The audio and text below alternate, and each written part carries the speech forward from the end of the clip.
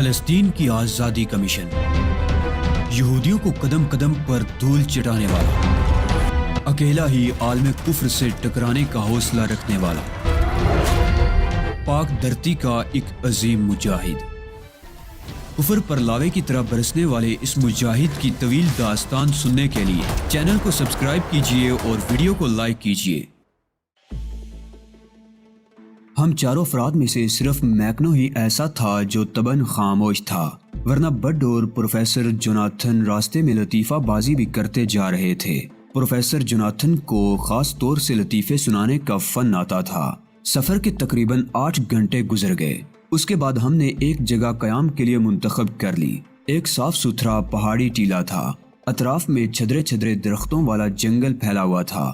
افریقہ کی روایتی ویرانی چاروں طرف طاری تھی، یوں بھی شام کے دھندلیکے گہرے ہوتے جا رہے تھے اور آہستہ آہستہ پرندوں کی آوازیں بھی معدوم ہو رہی تھی۔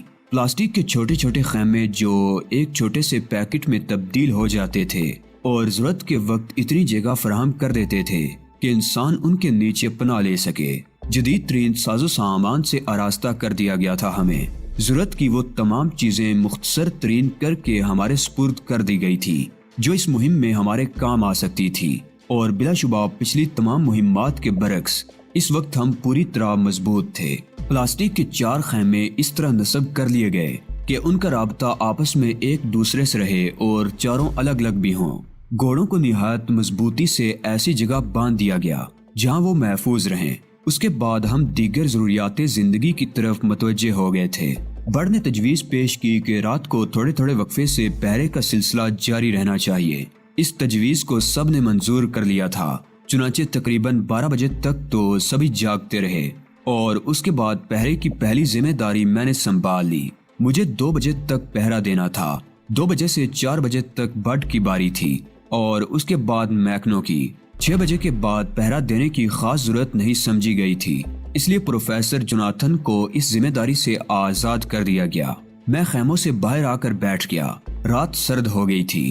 سردی سے بچاؤ کا معقول انتظام تھا جو لباس کی شکل میں میرے بدن پر موجود تھا۔ چھوٹی سی خودکار رائفل میں نے اپنے ہاتھ میں سنبھالی ہوئی تھی۔ یہ ان ہتھیاروں سے الگ تھی جو ہنگامی حالات کے لیے ہم نے اپنے لباسوں میں چھپا لیے تھے۔ خیموں کے اندر موجود تینوں افراد سو گئے تھے۔ ان کی تیز سانسوں کی آوازیں فضا میں رچی ہوئی تھی۔ میرا ذہن ہوا میں اڑنے لگا۔ خیالات کی روز سفر کرتی ہوئی نہ جانے کہاں کہاں بھٹکتی رہی۔ آنکھوں کے پردوں پر بہت پرانی تصویریں رقصاں ہو گئیں۔ مجھے میرا وطن یاد آ گیا۔ یہ یادیں ہی زندگی کا سرمایہ تھی۔ جب بھی دل میں ویرانی محسوس ہوتی، ان یادوں کے سہارے خود کو بہلا لیا کرتا۔ زندگی کا سفر کہاں سے شروع ہوا تھا اور اب میں کہاں پہنچ گیا تھا، اس کا تذکرہ ہی کرنا بیکار تھا۔ اب تو ان یادوں نے مجھے افسردہ کرنا بھی چھوڑ دیا تھا۔ اب ان کی آنچ دل کو فرحت بخشتی تھی۔ دماغ پر چلنے والی فلم اپنا آخری سفر طے کر کے تہذیب مالکم ایکس کے چہرے تک پہنچی تو 2 بج گئے اور اس کے بعد بڑ ہنستا مسکراتا باہر نکل آیا۔ ہیلو چیف، سب خیریت ہے نا؟ ہاں بڈ، میں نے آہستہ سے کہا۔ بس اب تم جاؤ اور سو جاؤ، اور ہاں دیکھو یقیناً سو جانا ورنہ دوسرے دن کا سفر بہتر نہیں رہے گا۔ ٹھیک ہے بڈ، میں نے کہا اور اٹھ کر خیمے میں آ گیا۔ سونے کی کوشش میں کامیابی نصیب ہو گئی تھی اور پھر اس وقت تقریباً 5:30 بجے تھے جب میکنو اور بڈ کے گفتگو کرنے کی آوازیں سنائی دی اور میری آنکھ کھل گئی۔ بڈ اٹھ کر باہر جانے لگا تو میں نے اسے پوچھا کہ کیا باہر خیریت ہے؟ او چیف، تم جاگ گئے، چلو کوئی بات نہیں ہے، ویسے بھی 5:30 بج چکے ہیں، آؤ باہر آ جاؤ۔ کوئی خاص بات ہے بڈ؟ ہاں، میکنو کہتا ہے کہ خاص بات ہے۔ میں نے اپنی رائفل سنبھال لی۔ بڈ اور میکنو بھی رائفلیں اٹھائے ہوئے تھے۔ بڈ نے پوچھا، کیا پروفیسر کو بھی جگا لیا جائے؟ اگر کوئی خطرناک صورتحال ہے تو پھر جگا دینا مناسب ہے۔ نہیں، ہم اسے خطرناک نہیں کہہ سکتے۔ میرا خیال ہے کہ پروفیسر کو نیند پوری کر لینے دی جائے، میکنو سرگوشی کے انداز میں بولا اور ہم تینوں خیموں سے باہر نکل آئے۔ کیا بات ہے میکنو؟ ادھر اس وادی میں نے کچھ انسانی آوازیں سنی ہیں۔ میں نے بڈ کو جگا دینا مناسب سمجھا تاکہ اگر کوئی ہماری طرف رخ کرے تو ہم محتاط ہوں۔ میکنو نے جس سمت اشارہ کیا تھا میں ادھر دیکھنے لگا۔ بظاہر کچھ بھی نہیں تھا۔ ہم ہوا کی سرگوشیاں سنتے رہے لیکن پھر اس میں کوئی آواز محسوس نہیں ہوئی، یہاں تک کہ دن کی روشنی پھوٹنے لگی۔ نیند بری تو نہیں تھی، آنکھوں میں جلن باقی تھی، لیکن ٹھنڈے پانی کے چینٹے اور پھر بڈ کی تیار کردہ کافی نے نیند بگا دی۔ پروفیسر جوناتھن شاید کافی کی خوشبو سے جگا تھا، باہر نکلا اور جلدی سے بولا، ارے سب ختم نہ کر جانا، ویسے بھی مجھے شکایت ہے تم لوگوں سے کہ تم نے مجھے کافی میں شریک نہیں کیا۔ آپ کو نیند پوری کرنے کے لیے چھوڑ دیا گیا تھا پروفیسر۔ بھائی تم جو رعایت میرے ساتھ کرنا چاہو کر لو، حالانکہ میں اس کی ضرورت محسوس نہیں کرتا۔ میرا خیال ہے پوری رات کی نیند کے لیے ہم میں سے کسی ایک آدمی کو روزانہ منتخب کر لیا جائے تاکہ کوئی بھی شخص بہت زیادہ تھکن یا کسل مندی کا شکار نہ ہو۔ لاؤ ذرا کافی تو دو، کہیں سب تو ختم نہیں کر گئے تم لوگ۔ ایک مگ میں انہیں بھی کافی دے دی گئی اور پھر ہم نے انہیں صورتحال بتائی۔ کس سمت؟ انہوں نے چونک کر پوچھا۔ وہ نیچے وادی میں۔ بڈ نے اشارہ کیا اور پروفیسر جوناتھن خیمے میں داخل ہو کر اپنی دوربین نکال آیا۔ اس نے دوربین سے وادی کا جائزہ لیا اور پھر بے اختیار اچھل پڑا۔ یقیناً ادھر انسان موجود ہیں، لینا مسٹر علی ذرا دیکھنا۔ میں نے جلدی سے دوربین پروفیسر کے ہاتھوں سے لے لی اور اسے فوکس کر کے اس سمت دیکھنے لگا جہاں پروفیسر نے اشارہ کیا تھا۔ میں نے کچھ لوگوں کی نقل و حرکت محسوس کر لی تھی، لیکن فاصلہ اتنا تھا کہ دوربین انہیں صحیح طور پر فوکس نہیں کر پا رہی تھی۔ چند لمحے ادھر دیکھنے کے بعد میں نے دوربین بڈ کی طرف بڑھا دی اور پھر پروفیسر سے بولا، اگر وہاں کچھ انسان موجود بھی ہیں پروفیسر، تو ہمیں کیا کرنا چاہیے؟ کیا میں تمہیں مشورہ دینے کی جرات کر سکتا ہوں علی؟ یقیناً۔ میں اپنے بارے میں آپ کو یہ بات بتا دوں پروفیسر کہ ہم چاروں میں سے کوئی کسی پر فوقیت نہیں رکھتا۔ ہر شخص ایک دوسرے کو اپنی تجاویز پیش کر سکتا ہے اور اسی طرح ہمیں کامیابی نصیب ہوگی۔ کسی ایک شخص کی ذہنی قوتوں کو پامال نہیں کیا جانا چاہیے، تو پھر میری رائے ہے کہ ہمیں ان کی سمت چلنا چاہیے۔ ان جنگلوں میں پیش آنے والا کوئی بھی واقعہ ہماری رہنمائی کر سکتا ہے۔ کسی بھی شخص سے ہمیں کوئی ایسا سراغ مل سکتا ہے جو ہمیں ہماری منزل تک لے جائے، مگر فاصلہ اتنا ہے پروفیسر کہ ہمارے وہاں تک پہنچنے تک ممکن ہے وہاں کچھ بھی نہ رہے اور ہمیں واپس یہیں آنا پڑے۔ واپس آنے کی ضرورت نہیں ہے، فوری طور پر تیاریاں کر لو اور ان کی سمت چل پڑو۔ میرا خیال ہے صبح کا ناشتہ ہم انہی کے قریب پہنچ کر کریں گے، اور اگر کوئی خطرناک صورتحال ہوئی تو پہلے اس سے نمٹ لیں گے۔ گڈ، مجھے آپ کی تجویز سے اتفاق ہے، میں نے کہا۔ ہم برق رفتاری سے خیمے اکھاڑنے لگے۔ خیموں کو لپیٹ کر رکھ لیا گیا، تمام سامان باندھ کر گھوڑوں پر بار کیا گیا اور اس کے بعد ہم گھوڑوں کو کھول کر ان پر سوار ہو گئے۔ ہتھیار البتہ ہم نے اپنے ہاتھوں میں تیار رکھے تھے تاکہ کسی بھی ناگہانی صورتحال کا مقابلہ کیا جا سکے۔ تقریباً آدھا گھنٹہ طے کرنے کے بعد میں نے تجویز پیش کی کہ ہم دو کی ٹولیوں میں 2 سمتوں سے اس طرف جائیں تاکہ ہمیں کسی بھی خطرے کے پیش نظر دوسری طرف سے مدد مل سکے۔ سب نے میری اس بات سے اتفاق کیا اور اس طرح میں اور بڈ ایک سمت، میکنو اور پروفیسر دوسری سمت پہنچ گئے اور پھر دونوں طرف سے درمیان میں فاصلہ چھوڑ کر ہم اس علاقے کی طرف بڑھنے لگے جہاں نقل و حرکت محسوس ہوئی تھی۔ راستہ بہت زیادہ دشوار گزار نہیں تھا، گھوڑوں نے بہت جلد یہ فاصلہ طے کر لیا اور ہم اس جگہ پہنچ گئے، لیکن وہاں پہنچنے کے بعد جو منظر دیکھا وہ بڑا عجیب تھا۔ ایک شدید زخمی شخص زمین پر پڑا ہوا تھا اور اس کے قریب ہی ایک برے حوال نوجوان لڑکی موجود تھی۔ زخمی شخص کی شخصیت اچھی خاصی پروقار تھی، لڑکی بھی اچھی شکل و صورت کی مالک تھی، لیکن اس ویرانے میں ان دونوں کی موجودگی بڑی تعجب خیز تھی۔ بڈ نے آہستہ سے مجھ سے کہا، کوئی نئی بات نہیں ہے چیف، صحرائے اعظم میں سر پھرے عموماً داخل ہوتے رہتے ہیں اور اسی قسم کے مصائب سے دوچار ہو جاتے ہیں۔ میرا خیال ہے ان لوگوں کو بھی ایسی ہی کوئی صورتحال پیش آئی ہے، بظاہر مظلوم ہی نظر آتے ہیں۔ لڑکی نے گھوڑوں کی ٹاپوں کی آواز سن کر گردن اٹھائی اور پھر چیختی ہوئی ہماری طرف دوڑی۔ وہ ہم سے مدد طلب کر رہی تھی، زبان انگریزی تھی، آواز میں انتہائی خوف اور دہشت تھی۔ میں گھوڑے کی پشت سے اتر گیا، دوسری سمت سے میکنو اور پروفیسر بھی آ گئے تھے۔ لڑکی پاگلوں کی طرح چکرا رہی تھی، اس نے آگے بڑھ کر بڈ کا بازو پکڑ لیا۔ مسٹر پلیز مسٹر، ہماری مدد کیجیے، ہماری مدد کیجیے، میرے انکل موت کی آغوش میں جا رہے ہیں۔ بڈ نے اس کا شانہ تھپ تھپا کر اسے تسلی دی اور پھر ہم دونوں معمر شخص کے قریب پہنچ گئے جس کا سینہ خون سے لتھڑا ہوا تھا۔ ایسا معلوم ہوتا تھا جیسے سینے کا گوشت نوچ لیا گیا ہو۔ کوئی اور گفتگو کیے بغیر پروفیسر جوناتھن نے اپنا کٹ بیگ کھولا اور اس میں سے فرسٹ ایڈ باکس کا سامان نکال لیا۔ سب سے پہلے اس نے ایک شیشی سے اس کے زخم پر اسپرے کیا اور اس کے بعد ایک مرہم لگا کر زخم پر روئی رکھی اور سینے پر پٹی کس دی۔ معمر شخص بھاری بدن کا مالک تھا، لیکن اس اتنے بڑے زخم سے یقیناً اتنا زیادہ خون بہا ہوگا کہ اس میں زندگی نہ ہونے کے برابر رہ گئی تھی۔ پروفیسر جوناتھن نے اسے 2 انجیکشن بھی دیے اور اس کے بعد بٹ سے کہا کہ اگر تھوڑی سی کافی تھرماس میں ہو تو اس شخص کو دے دی جائے۔ بٹ نے فوراً ہی اسے کافی دی، جسے قطرہ قطرہ کر کے معمر شخص کے حلق میں ٹپکایا گیا اور یہ کوشش انتہائی کارگر رہی۔ معمر شخص نے آنکھیں کھول دی تھی۔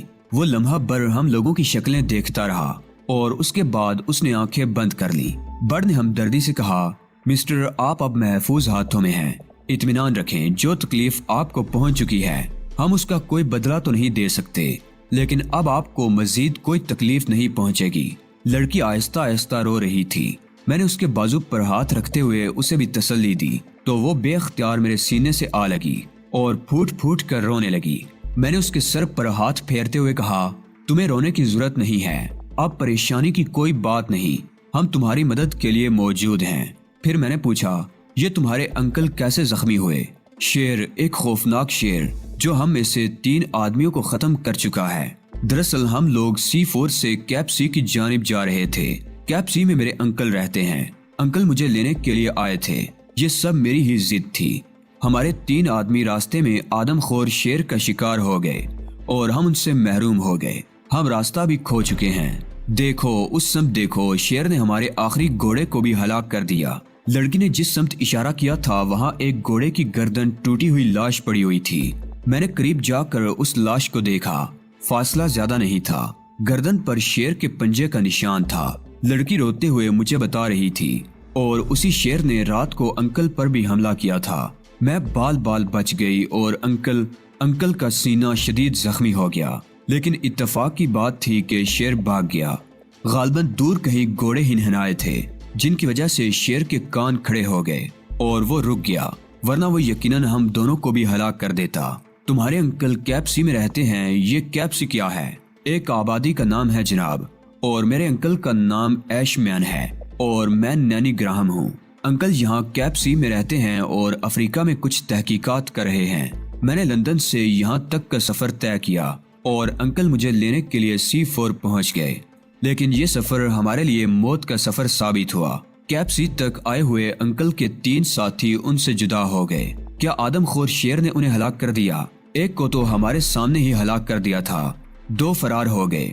لیکن اس رات سے پہلے ہم نے ایک جگہ قیام کے دوران ان دونوں کی دہشت ناک آوازیں سنی تھی، اور ان کی آوازوں میں شیر کی آواز بھی شامل تھی، جس کا مطلب تھا کہ وہ دونوں بھی ہلاک ہو گئے۔ ہمارے پاس صرف ایک ہی گھوڑا رہ گیا تھا، جس پر بیٹھ کر ہم یہاں پہنچ گئے۔ رات اتنی تاریک ہو چکی تھی کہ آگے بڑھنا انتہائی خوفناک تھا۔ چنانچہ یہاں قیام کیا، لیکن آدم خور شیر نے ہمارا پیچھا نہیں چھوڑا۔ لڑکی پھر پھوٹ پھوٹ کر رونے لگی۔ اس کی آواز میں دہشت تھی، اور اس سے مجھے اندازہ ہو رہا تھا کہ وہ جو کچھ کہہ رہی ہے غلط نہیں کہہ رہی۔ کیپ سی یہاں سے کتنی دور ہے؟ میں نے گھوڑے کی لاش سے واپس پلٹتے ہوئے کہا، میں نہیں جانتی، یہ بات تو انکل ہی جانتے ہیں۔ وہ کہہ رہے تھے کہ اب کیپ سی زیادہ دور نہیں ہے، ہم دن کی روشنی میں کسی بھی وقت وہاں پہنچ جائیں گے، لیکن اب تو ہمارے پاس گھوڑا بھی نہیں ہے۔ فکر مت کرو، ہم تمہیں کیپ سی پہنچا دیں گے، میں نے کہا، اور اس کے بعد ہم ایش مین کے قریب پہنچ گئے۔ ایش مین کی حالت اب کافی بہتر نظر آ رہی تھی۔ یہ ان انجیکشنوں کا اثر تھا جو پروفیسر جوناتھن نے اسے دیے تھے۔ ایش مین پروفیسر جوناتھن سے مدھم لہجے میں گفتگو کر رہا تھا۔ میں نے اس گفتگو میں کوئی دخل نہیں دیا۔ بڈ اور میکنو ایک طرف بے پرواہی سے کھڑے ہوئے تھے۔ میں نے جب بڈ کو صورتحال بتائی تو وہ چوکنا ہو گیا، اور پھر میکنو کو ساتھ لے کر وہ شیر کے پنجوں کے نشان تلاش کرنے لگا۔ میں ایش مین کے پاس بیٹھ گیا۔ ایش مین پروفیسر کو بتا رہا تھا، جی ہاں، دراصل میں یہاں ایک تحقیقاتی مشن پر آیا ہوں۔ میرا تعلق لندن سے ہے، لیکن بدقسمتی سے میں اس حادثے کا شکار ہو گیا۔ کیپ سی میں نے اپنے رہنے کے لیے ایک ٹھکانہ بنایا ہوا ہے۔ وہ افریقہ کے امن پسندوں کی بستی ہے، اور میرے ساتھ ان لوگوں کا سلوک برا نہیں ہے۔ یہ آدم خور بہت عرصے سے کیپ سی کے باشندوں کو پریشان کیے ہوئے ہے، اور بہت سے لوگ اس کا شکار ہو چکے ہیں۔ ہم نے بے شمار کوششیں کی کہ اس شیر کو ہلاک کر دیں، لیکن کامیاب نہیں ہو سکے۔ یہ راستہ طے کرتے ہوئے میں نے اپنے ساتھ 3 افراد کو رکھا تھا جو بہترین شکاری تھے، لیکن افسوس وہ خود اس خوفناک شیر کا شکار ہو گئے۔ ٹھیک ہے مسٹر ایش مین، اب جو کچھ ہو چکا سو ہو چکا، لیکن اب آپ مطمئن رہیں، آپ کو کیپسی پہنچانے کے لیے ہماری خدمات حاضر ہیں۔ آپ لوگ ہمارے لیے مسیحا بن کر آئے ہیں۔ میں آپ کا یہ احسان کبھی نہیں بھولوں گا۔ کیا آپ گھوڑوں پر سفر کر سکیں گے؟ میں نہایت مضبوط آدمی ہوں، خون زیادہ بہہ جانے کی وجہ سے بس ذرا کمزوری اور نکاہت طاری ہو گئی ہے، لیکن آپ لوگوں نے میرے سینے پر جو بینڈیج کی ہے اس نے مجھے بے حد سکون بخشا ہے۔ اب تو تکلیف کا احساس بھی نہیں ہو رہا۔ آپ کے زخم کو بالکل سن کر دیا گیا ہے۔ آپ اطمینان رکھیں، میں آپ کا پورا علاج کروں گا۔ پروفیسر جوناتھن نے کہا، میرے پاس آدمی موجود ہیں، آپ صرف مجھے کیپسی تک پہنچانے کی زحمت کر لیں۔ ٹھیک ہے، پروفیسر جوناتھن نے کہا اور اس کے بعد بڈ اور میکنو کی طرف دیکھنے لگا جو پنجوں کے نشانات دیکھتے ہوئے کافی دور نکل گئے تھے۔ میں نے بڈ کو آواز دی تو وہ واپس پلٹ پڑا اور میرے قریب پہنچ گیا۔ بڈ، ناشتے کی چیزیں نکالو، ہمارے 2 مہمان بھی ہیں۔ بڈ نے بلا چنو چرا تعمیل کی اور ہم لوگوں نے ہلکا پھلکا سا ناشتہ کیا۔ ایش مین کو 1 کپ کافی اور کچھ بسکٹ دیے گئے جو اس نے شکریہ کے ساتھ قبول کر لیے۔ لڑکی کے انداز میں اب وحشت ختم ہو چکی تھی اور وہ ہماری ممنون نظر آ رہی تھی۔ اس نے بھی خاموشی سے ہمارے ساتھ ناشتہ کیا تھا۔ پروفیسر جوناتھن نے لڑکی کو اپنے ساتھ گھوڑے پر بٹھا لیا۔ میں نے ایش مین کو اپنا گھوڑا دینے کی پیشکش کی تو بڈ نے فوراً ہی اسے مسترد کر دیا اور ایش مین کو اپنے ساتھ سنبھال کر گھوڑے کی پشت پر بٹھا لیا۔ میکنو اور میں ان کے ساتھ ساتھ چل رہے تھے۔ چیف، شیر کے پنجوں کے نشانات جا بجا نظر آ رہے ہیں، بڈ نے کہا۔ میرا خیال ہے اگر ہم تھوڑی سی کوشش کریں تو اس کی سمت کا بھی تعین کر سکتے ہیں۔ اس کی ضرورت نہیں بڈ، پہلے مسٹر ایش مین کو ان کے ٹھکانے تک پہنچا دیا جائے۔ ٹھیک ہے، بڈ نے مجھ سے اتفاق کیا اور ہم چلتے رہے۔ آگے چل کر راستہ ذرا دشوار گزار ہوتا جا رہا تھا۔ درختوں کے جھنڈ جگہ جگہ راستہ روک لیتے تھے اور ان کے درمیان سے گزرنا خاصا مشکل تھا۔ ان کی شاخیں اور ٹہنیاں ایک دوسرے سے گٹھی ہوئی تھی جن کے درمیان بندروں کی اچھل کود جاری تھی اور ان کی آوازیں جنگل کے سناٹے کو مجروح کر رہی تھی۔ میں نے ایش مین سے راستے کے بارے میں پوچھا تو اس نے بتایا کہ ان راستوں سے گزرے بنا کیپسی تک پہنچنا ممکن نہیں ہے اور ہمیں انہی راستوں پر سفر کرنا پڑے گا۔ اس نے خوفزدہ لہجے میں کہا کہ راستہ بہت پرخطر ہے اور کسی بھی لمحے شیر سے مٹبھیڑ ہو سکتی ہے، چنانچہ ہمیں چوکنا رہنا چاہیے۔ میں نے یہ ذمہ داری اپنے سر لے لی اور میکنو کو بھی ہوشیار کر دیا۔ ہم دونوں کو بقیہ لوگوں کی حفاظت کرنا تھی۔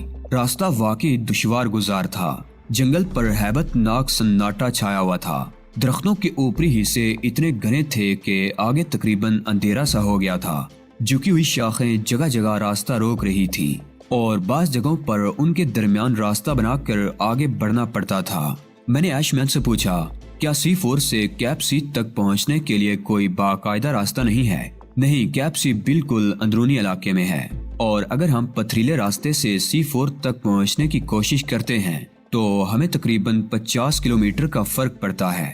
عموماً اس سمت سے سفر نہیں کیا جاتا بلکہ C4 تک پہنچنے کے لیے انہی جنگلوں میں راستہ بنا کر آگے بڑھنا پڑتا ہے۔ کوئی ایک ایسا راستہ آج تک نہیں تعمیر کیا گیا جو ان دشواریوں سے پاک ہو۔ ایش مین نے جواب دیا، کیا C4 سے کیپسی تک باقاعدہ آمد و رفت نہیں ہے؟ نہیں، کیپسی خالص جنگلیوں کا علاقہ ہے۔ C4 البتہ کسی حد تک مہذب بستی ہے، جبکہ وہاں تک پہنچنے کے لیے بھی کوئی باقاعدہ راستہ نہیں ہے۔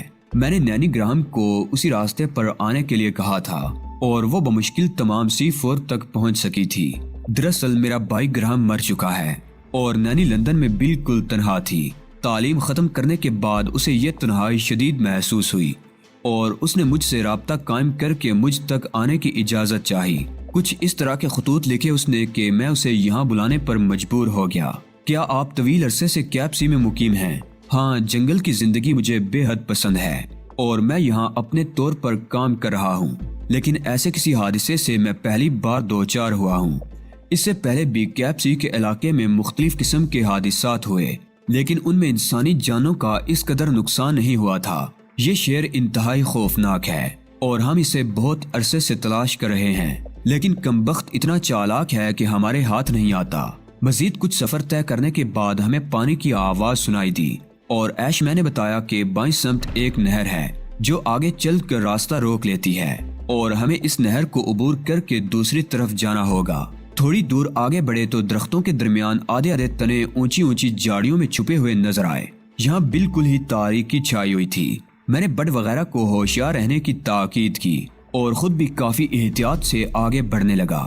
ایک مقام پر جھاڑیوں سے گزرتے ہوئے دفعتاً میرے کانوں نے کچھ سرسراہٹیں سنی اور میں نے آہستہ سے ان لوگوں کو رکنے کی ہدایت کر دی، لیکن اس کے بعد سرسراہٹیں سنائی نہیں دی تھی۔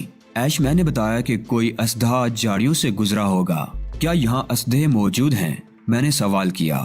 ہاں، اکثر نظر آ جاتے ہیں، ایش مین بولا اور پھر لجاجت آمیز انداز میں کہنے لگا، اگر تم لوگ مناسب سمجھو تو کوئی پستول وغیرہ میرے ہاتھ میں بھی دے دو۔ ان راستوں سے میں 2-3 مرتبہ گزر چکا ہوں، ممکن ہے اس کی ضرورت پیش آ جائے۔ ٹھیک ہے، میں نے ایش مین کی یہ خواہش پوری کر دی اور ایک لوڈ پستول اس کے حوالے کر دیا۔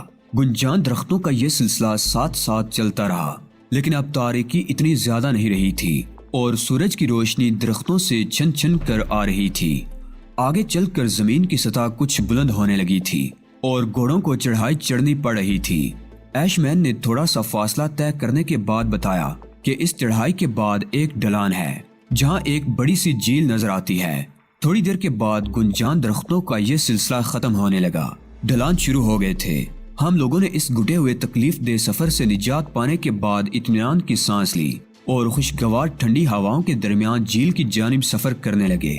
خاصی وسیع و عریض جھیل تھی۔ پروفیسر جوناتھن کہنے لگا، اس قسم کے گھنے جنگلوں میں ایسی جھیلیں انتہائی خطرناک ہوتی ہیں کیونکہ یہاں تمام وحشی جانور پانی پینے آتے ہیں۔ میرا خیال ہے ہمیں جھیل سے ہٹ کر سفر کرنا چاہیے، کسی بھی لمحے ہمارا واسطہ خوفناک جنگلی درندوں سے پڑ سکتا ہے۔ میں نے پروفیسر جوناتھن سے اتفاق کیا اور ہم جھیل سے ہٹ کر سفر کرنے لگے۔ جس سمت ہم نے سفر شروع کیا تھا ادھر نسبتاً چھدرے درخت تھے، باقی جھیل سے دائیں طرف کا حصہ گھنے درختوں میں چھپا ہوا تھا۔ جھیل کو چھوڑ کر ہم آگے بڑھتے رہے اور پھر دفعتاً ہمارے گھوڑے ہنہنانے لگے اور انہوں نے آگے بڑھنے سے انکار کر دیا۔ پروفیسر جوناتھن نے فوراً ہی اپنی رائفل سنبھال لی تھی اور چوکنا ہو کر چاروں طرف دیکھنے لگا۔ وہ شاید جنگلوں کے بارے میں بھی خاصی معلومات رکھتا تھا، یقیناً کوئی جنگلی درندہ۔ ابھی پروفیسر نے اتنا ہی کہا تھا کہ دفعتاً شیر کی دھاڑ سنائی دی اور اس کے ساتھ ہی ایک انسانی آواز بھی، کوئی کسی کو مدد کے لیے پکار رہا تھا۔ نینی گراہم بے اختیار وحشت زدہ انداز میں چیخنے لگی تو پروفیسر جوناتھن نے اس کا منہ دبا لیا۔ نینی بری طرح کانپ رہی تھی۔